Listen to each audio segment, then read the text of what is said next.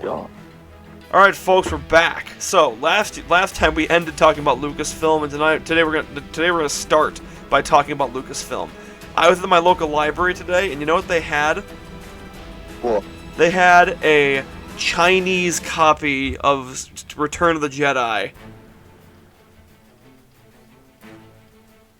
Interesting. It was hilarious reading the back of the box. So much so that I would like to recount this to you guys. Please do. So, Star Wars, Return of the Jedi, the Emperor falls. I don't think I need to say anything more after that. But I will. The Millennium Falcon flashes through hyperspace, and creatures from all over the galaxy defy Galaxy Empire in this stunning chapter of the Star Wars saga. Oh no. After rescuing Han Solo, Harrison Ford, and Princess Leia, Carrie Fisher, also Leia's not capitalized, but from certain doom at the hands of crime lord Jabba the Hutt. From the certain doom at the hands of crime lord Jabba the Hutt, Luke, Mark Hamill, he joins Yoda only by competing his Jdie training. Can he become a true Jedi Knight? Oh, excuse me. Did you say DJ? HSJDEI. Huh? I don't know how they misspelled. That got so much worse when you spelled it. Oh, excuse me. I think it's a combination of his and Jedi. Oh. Anyways, only by competing his Jdie training can he become a true Jedi Knight. True Jedi Knight and defeat Darth Vader and the dark side of the Force. With variantes like Chewbacca, R2-D2, and CPO, plus the small but stalwart Ewoks. Return of the Jedi! ! Takes the Star Wars adventure on to new heights of excitement. Wow, this translation guy really gave it to his kid and just feel like good. Do me proud, son. Do your best, son. I will say though, the special features are all spelled correctly, so do with that as you will. Oh. The translator's son gets a point. Right? I just figured I should share that with you guys. I wonder if you watched the movie, it's like a bootleg or something. You know what, weirdly enough, I have seen so many, like, Chinese, Japanese, skinny knees, look at these, copies of, like, movies at the library lately. Like, at the book sale. And I don't know why. Like, I've seen Lilo and Stitch, I saw something else today, I can't remember off the top of my head. I was like, who is dropping these off? Who is just, like, saying, like, yes, I'm gonna dump my whole collection of, like, Chinese bootleg movies. This is my donation to the library. Right, this is my contribution to mankind. No need to thank. Please take it back. Please, I'm begging you. Speaking of Chinese bootleg, thanks to the beautiful YouTube algorithm, I was blessed with did I tell you guys about the gorillas, right? I've heard of them, yes. Yes. Apparently the Chinese made ripped them off and made like a video about exercising and staying healthy, but they grabbed the gorillas characters and put them there. It's like really entertaining. Wow, but they did take the Russell. They took his melanin away. They whitewashed him. Way to fight him. Oh no! Well, it's weird because at one point, like the white Russell like gets hit with a ball, and then he turns into like a black basketball player, while Murdoch is like a Superman. I don't know. It was really bizarre. That is bizarre.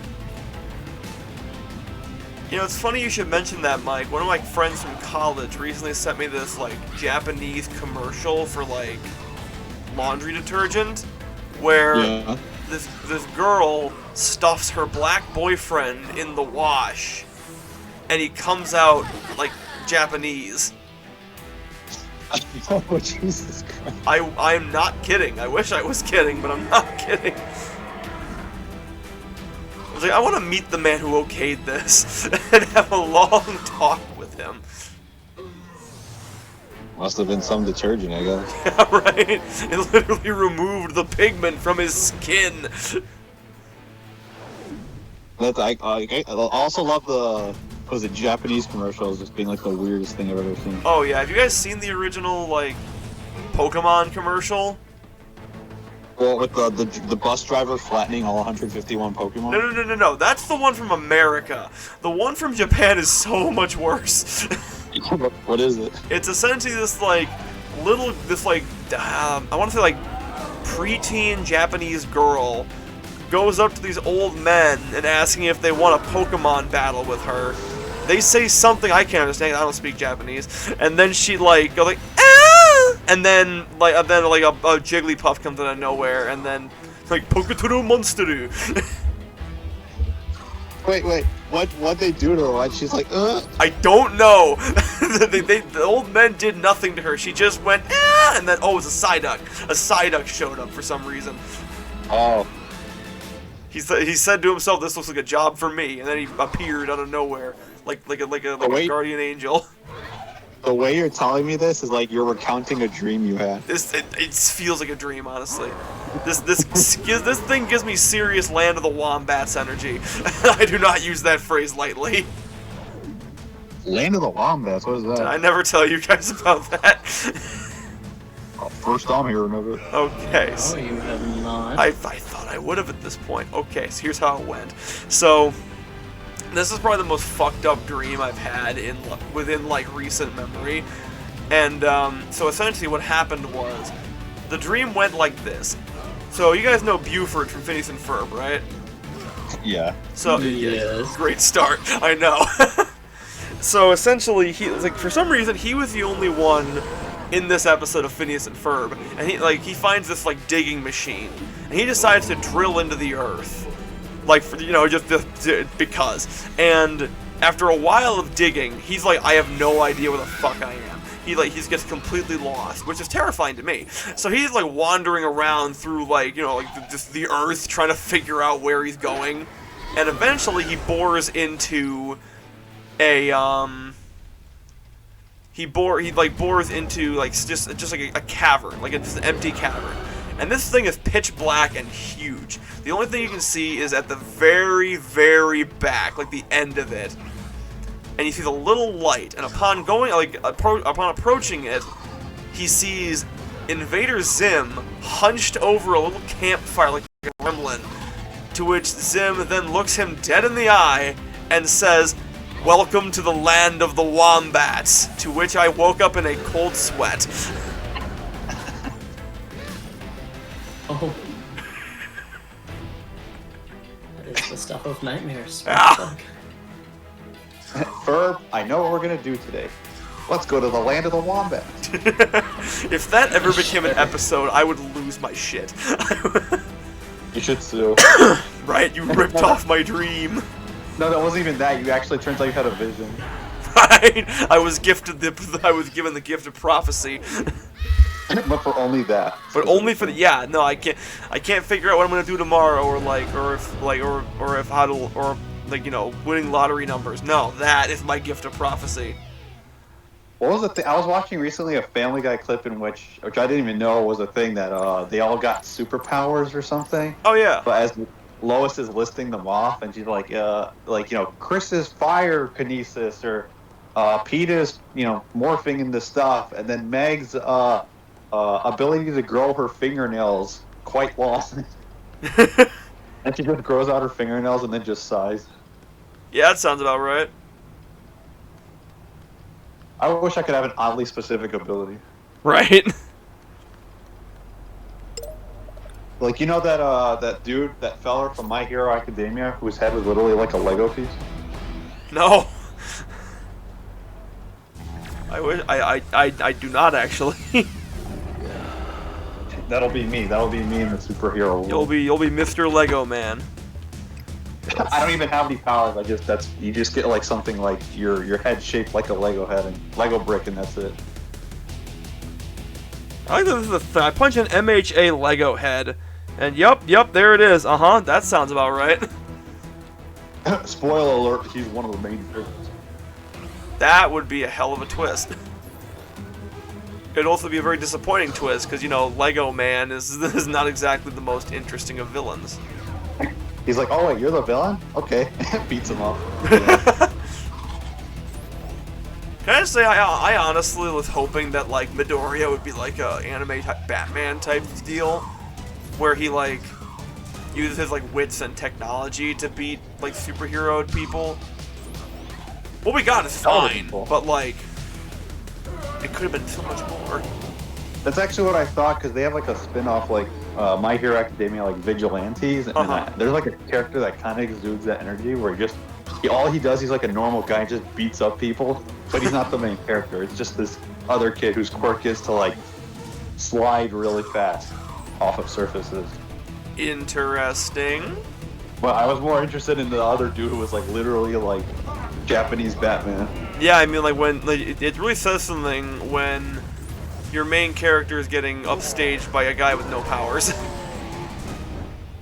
I think we're just drawn to like the underdog that just thinks on his uses his head and his like his wit and his gadgets to win the day.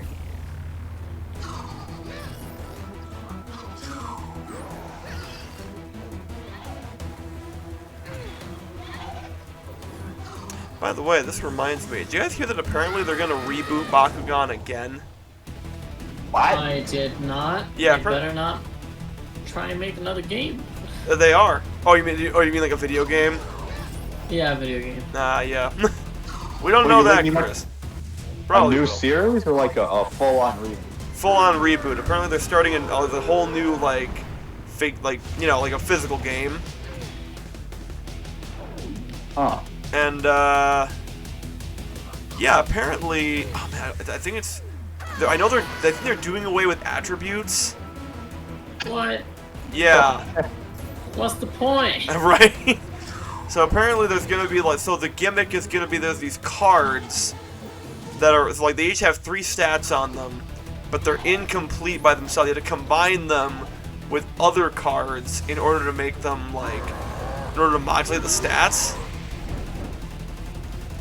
But each card is only like half a card, so you have to I guess you only put half of it in a sleeve or something. I don't know. At that point, just make a new thing. Don't don't ruin Bakugan again. Right. Well, my question then is how do the balls play into this? You know? Oh, you're like, oh yeah, right. We have those. Right. Well, apparently, the prototypes they showed off kind of look like Beyblades. Hello? It looks like picture if you were to duct tape Drago onto an orange Beyblade. That's what it looks like. Oh. Did Moses still part the Red Sea with a Beyblade? Right. Well, Mike, that's always. That was a Dragonoid Beyblade. Right. Well, no, because he's Pyrrhus. He'd be weak to water. But that one was what was so Maybe he cool just about it. burns so hot. Maybe it follows this Bakugan game's rules, which is he resists water. You took the words out of my mouth, Chris.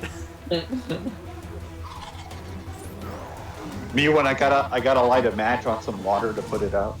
Right. gotta just blast it with a flamethrower. There we go. The water's out. Pretty boss flamethrower, right?